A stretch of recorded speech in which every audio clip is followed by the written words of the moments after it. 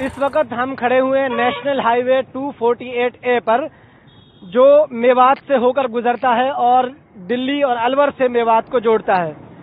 Highway है, लेकिन इस हाईवे पर जिस कदर भीड़ है और ट्रैफिक है, और उसके बाद बेमौत मर जाने वाले लोगों की एक लंबी फहरिस्त है। मैं इस वक्त बात करूंगा यहाँ के लोगों से कि क्या तकलीफ आप लोगों को है। हमारी मांग ये है कि 4 लाइन हो, इस पे रोजाना हर रोज कोई ना कोई हादसा होता रहता है।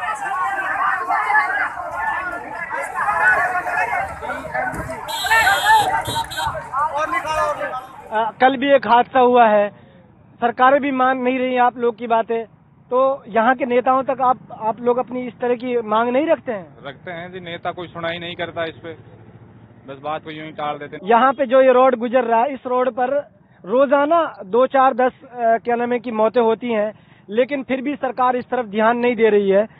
एक गैर सरकारी तंजीम मेवात कारवां के सदर डॉक्टर अशफाक आलम का कहना है कि मेवात को दिल्ली और अलवर से जोड़ने वाली इस हाईवे को 4 लाइन बनाने का बरसों से मुतालबा है, लेकिन बरसरे इक़्तिदार तीनों हुकूमतों ने महज वादों के अलावा कुछ भी नहीं किया है।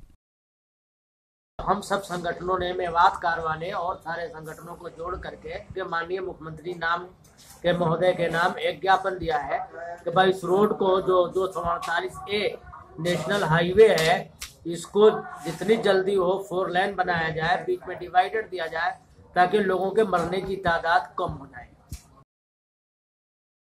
उनका कहना है कि कांग्रेस और बीजेपी दोनों ने इसकी मंजूरी दे दी, लेकिन ये मंजूरी महज कागजों तक ही महदूद होकर रह गई। तंजीम के सदर डॉक्टर अशफाक आलम का मजीद कहना है कि अगर हुकूमत की जानिब से उनके मुतालबे को तस्लीम नहीं किया गया तो एहतजाज में शिद्दत इख्तियार करेंगे। ETV भारत के लिए मेवात से सुफियान सैफ की रिपोर्ट।